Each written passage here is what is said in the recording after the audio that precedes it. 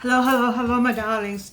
Well, welcome to A Slice of Life, A Slice of Life. If you're watching this show, then you know what I'm all about. I'm all about these glasses. Yes, I am. And I'm all about super aging, getting older without getting old. So if you saw this weekend, those of you who are my regular viewers, and thank you so much for staying with me.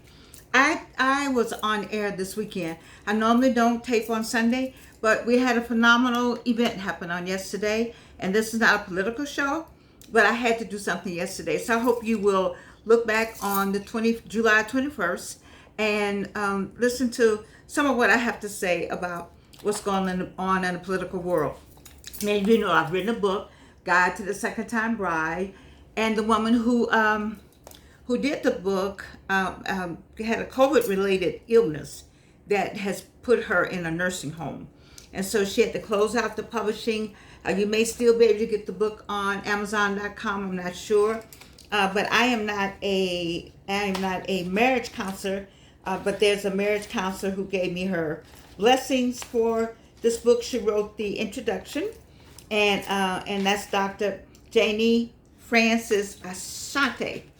And so what I want to do is put her information right here. Can you see? Can you see?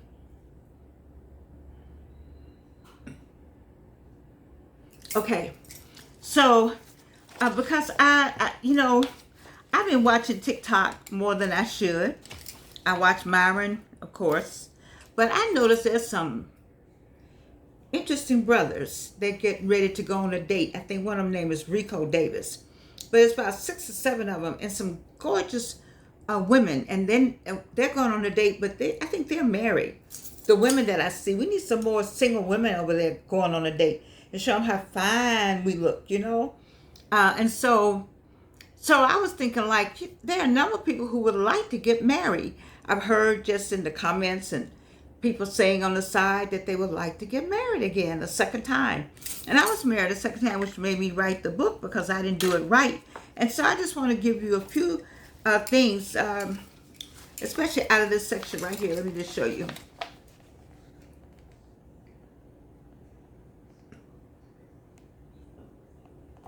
Okay, you may not be ready to remarry if. I have a long list of you may not be ready to get married if there is a shred of doubt still in your mind towards your intended. If you are questioning any facet of that person's character. Now, we'll say, oh, it's going to be all right. That's what I did. Well, that's all right. He'll change. No, he won't. If you have not resolved some past issue and you cannot get answers, make sure you're healed. Make sure you have resolved anything from the past. If you're still doing background research and answers are not clear, now we do a background check. We found out information. Some of us didn't do a background check. Some of us didn't find out the information. Or some people have found, people have rap sheets, is that they call it, RAP, with the police for all kind of things they've done. And then and men don't, you're supposed to be honest, but you're married, you could be married to the person they've been looking for years. When you watch that Dateline, you see people married to people that were serial killers that they didn't know, because people can be charming. And I had a charmer. Oh, yes, I did. And so you got to be careful of the charm and the looks. All that you say, we got to have tall, good looking, educated. Oh, highly educated, very good looking, just charming, all of that. And then you didn't know, I didn't know anything. But you need to do some research. I didn't do the research. And I didn't heal. 2 things I didn't do. I didn't heal and I didn't do the research. I'm saying, don't do that. I always tell you, don't do as Georgianne do. Do as I say do. What else I have here? I said, if you're still doing background research and answers are not clear, then you may want to wait until you have a clearer assessment of the intended and you are comfortable with all information collected and presented to you. Now, if you got a doubt in your mind, you found out something, Somebody showed you something, and he said, I don't know nothing about that. Sometimes people, people lie to break up a situation. They don't want to see you happy. I got that. I took my earring off somewhere. But anyway, I got that. There are people who lie, bring you bad information. But what they say, where there's smoke, there's fire. You might want to just check this a little closer. And this is male and female. This is the man checking on you, and you check on the man, or partner to partner, however you got it set up. You need it said, do not marry a lie. I married a lie. A L, a I, and an E. A lie comes in all kinds of beautiful, well-dressed, perfumed, expensive packages. You know what I wrote right here? Buyer beware. Oh yeah. See, advertisement is one of the greatest businesses we have in Atlanta, in the world. Marketing and ads, and smoke coming up here, and fire coming up here, and perfume smelling here, the aura here, the hair here, the eyelashes here, the woo here, all that, sex sales, all of that. All that goes into the person who's trying to get you. Buyer beware. Do not marry a lie. And don't be a lie yourself. Be you. The second one I have here, I have many, but I'm not going to go a lot today, but I just want to share. You continue to discuss the former spouse constantly, the good and the bad. Every time something come up, you say, when I was the man. Wait a minute, how many times you going to be talking about that person? When I married to Jane, she did the same thing. When I was married to John, he did the same thing. And you constantly doing that. You constantly saying, well, when I was married to so-and-so, what, you still back there? You don't need to be going to anything new till you come from back there. That's what I'm saying. That's just number 2. I got a list here. And then, wait. I have space here so you can take notes yourself. You see that space I put there? Right. So you can take notes, because that might trigger something. And you go, oh yeah, I did. No, she did tell me she saw him. No, she went to school with him, and he was dating so-and-so, and they got married, and he didn't tell me nothing about no marriage. Make a little note where it says comments. And then I said, you cannot hear yourself at parties, gatherings, events, making jokes, or relating stories, quips, gossip that involves your former mate. You out at a party, the whole thing, you talking about the person you used to be married to. Baby, if you still talk about the person you used to be married to in public, you need to be still and know that I'm God. You need to still work on yourself. Don't be trying to bring all that. See, people don't understand when you get in the same house, those dynamics come with you. That smell, those habits, those what you used to do, what you've been doing, all that come in the same house. And then meet the other person that's coming in the same house. And I talked to you about being your person or representative. Now, if you're still in the representative stage, you don't need this book right here. You need a therapist. And you need my therapist friend, Dr. Janie Francis Ashanti. That's who you need. Or some therapist somewhere. Because all that's still going on with you, you're going to bring all that to the new person? You need to heal yourself. Get some therapy yourself. Talk to yourself. You still talking about that joker? And you talking about him all out here with everybody? There's something wrong there. You just need it. You need to wait a minute. You're not ready. Guide to the second time bride. That's guide number 2. No. You may be coming from a place of safety because this information is convenient to you, but no one else wants to hear what had happened. You still talk about that. The new person don't want to hear all that. He done brought you to a party, walking you around, meeting some of his friends, and you make a comment, oh yeah, when I was married to so-and-so. Oh yeah, that reminded me of when I was... If you're starting a new life with a new love, put what's the word, bridle? Put a bridle on it, honey, and shift gears. Put a bridle on it. That means put something across your mouth if you can't keep your mouth closed. Maybe you need to wear a mask, pretend like it's COVID. Well, in some cases, we might need to do that anyway. But I'm saying to you, if you're still talking about or living in the past in any form or fashion, you're not ready to get married. If you got doubts, I had some doubts. And I said, oh, no, that's all right. Oh, that was just something. I made up all kind of excuses. We make up excuses for bad behavior. We make up excuses for bad behavior. That should go right in one of these spaces I have. We make up excuses for bad behavior.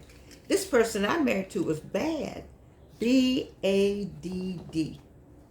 D, D-D-D, and D. And you see some of it. You see some of it. You are looking at some of it. But you won't get married. He looked nice.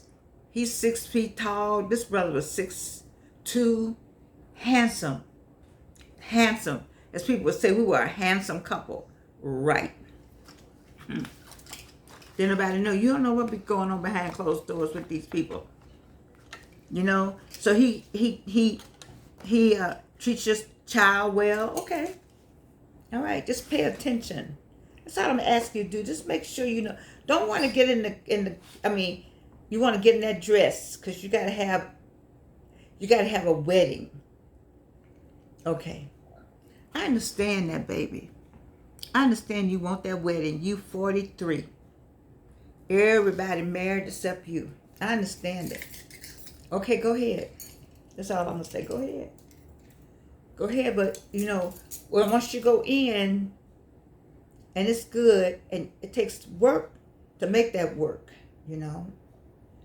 But if something comes that you ain't never seen before, you need to get that thing annulled, and you need to get out of there before something else.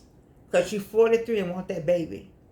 We got this whole twisted concept, twisted dreams in America.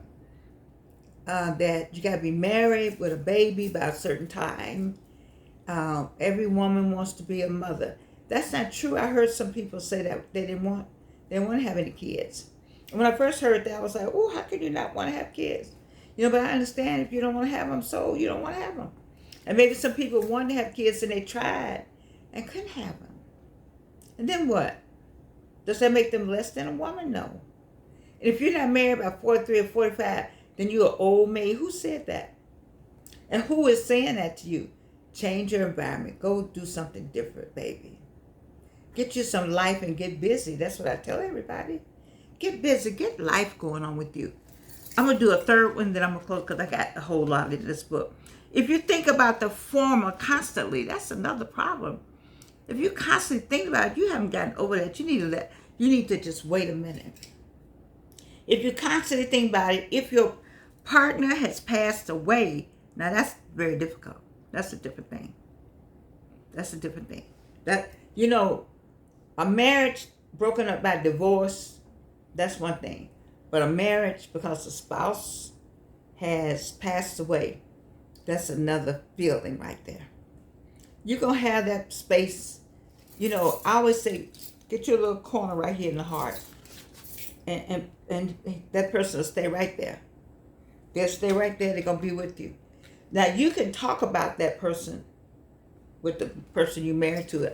I'm pretty sure it's okay. You heard Joe Biden talk about his first wife easily to the public and with Jill.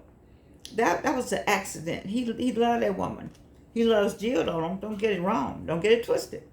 You love your person that you're about to connect with, and that person loves you. And you might say something about, they know they can't replace. They're not trying to replace the person that passed away. They're trying to give you some other experience. You're trying to make you all's memories. You got memories with the person before.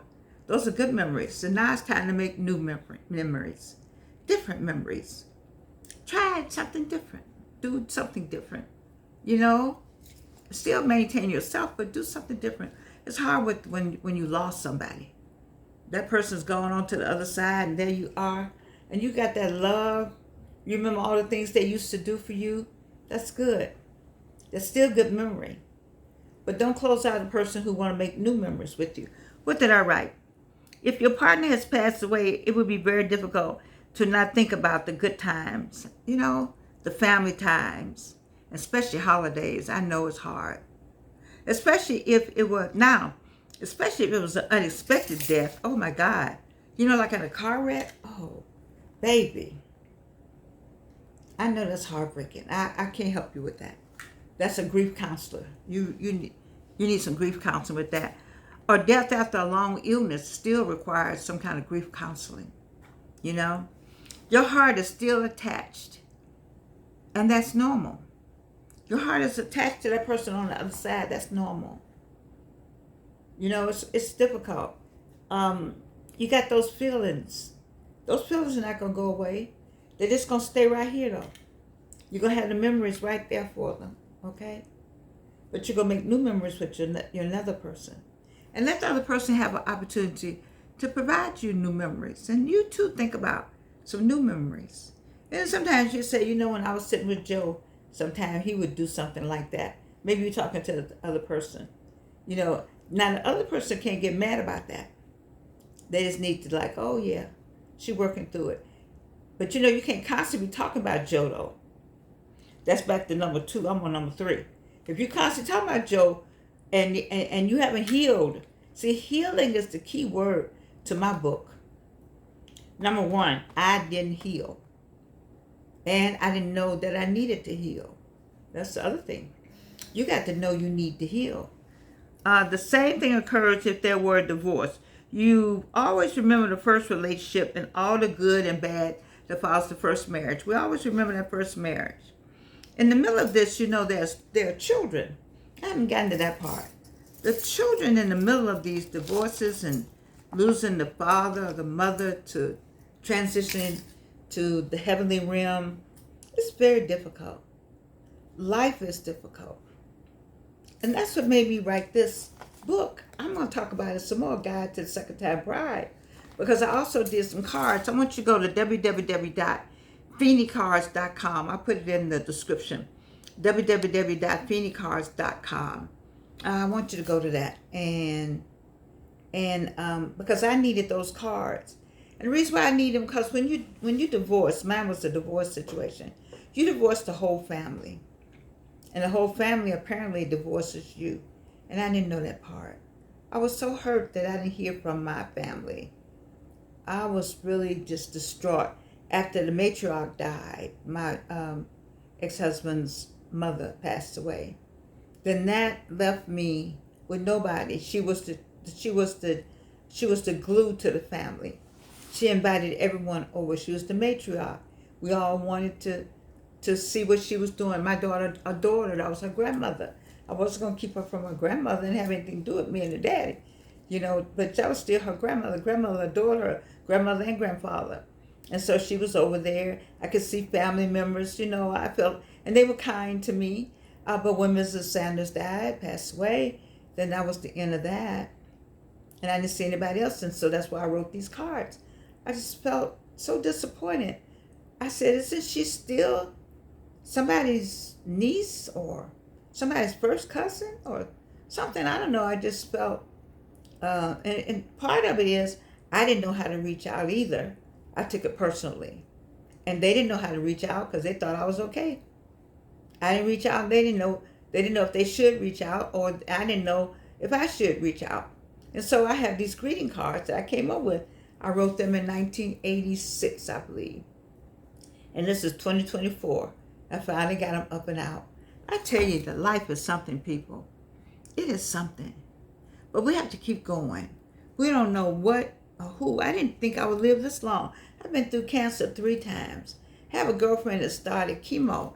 I almost cry every day when I think about the thought of having to do chemo again. I had to come off of it. I can't do it anymore. And the thought of my friend having to go through it, that sick feeling, that look you get in your eyes. It's a look that cancer patients have, and they don't know they have it, but we all know they have it. And those who are on chemo, it drains you. But chemo is probably what all we got right now is chemo and God Almighty. And so, it took out my hair, but I buy different hair. I've been pretty good with this one. This has been my main hair. And it's just a matter of finances for my teeth. I'm going to get some teeth. But it hasn't stopped me from going and moving and making sure that I share with you what we're doing here. We're doing super aging. We're getting older, baby. But we're not getting old. I love you. And you can't do anything, not one thing about it.